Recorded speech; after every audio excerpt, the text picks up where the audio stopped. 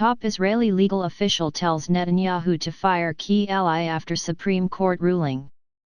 Israel's top court ruled that Aryeh Deri, a longtime Netanyahu ally who leads the government's third-largest party, cannot serve as a minister because of a conviction for tax offenses.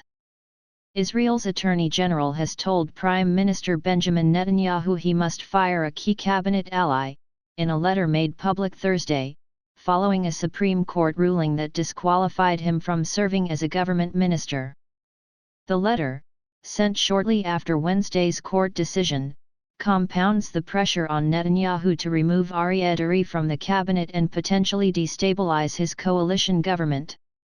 The letter by Attorney General Gali Baharav Miara is also likely to exacerbate a dispute over the power of the judicial system and the government's bid to overhaul it.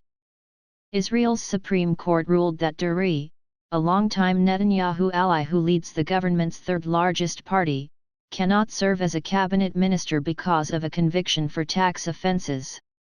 The court said Netanyahu must fire him.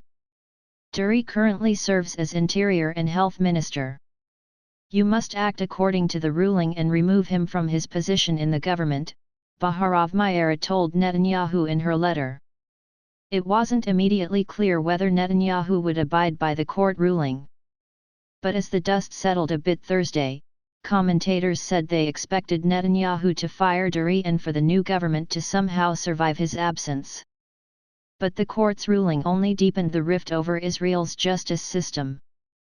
Netanyahu's ultranationalist and ultra-Orthodox government, the most right-wing in Israeli history, has made overhauling the country's judiciary a centerpiece of its agenda.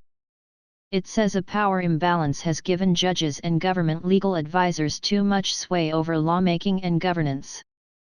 The government wants to weaken the Supreme Court, making it difficult for it to overturn laws it deems unconstitutional. If it somehow does manage to overturn laws, Parliament could overrule the court's decision with 61 votes of the country's 120-seat parliament. It has also proposed giving the government more control over how judges are chosen, as well as limiting the independence of government legal advisors and allowing lawmakers to ignore their counsel. Critics say the plans will upend Israel's system of checks and balances, granting the government overwhelming power and stripping it of all judicial oversight. Fierce criticism against the plan has emerged from top legal officials, former lawmakers, and government ministers, as well as the country's booming tech sector. Tens of thousands of Israelis protested the plan last week, and another protest is expected on Saturday.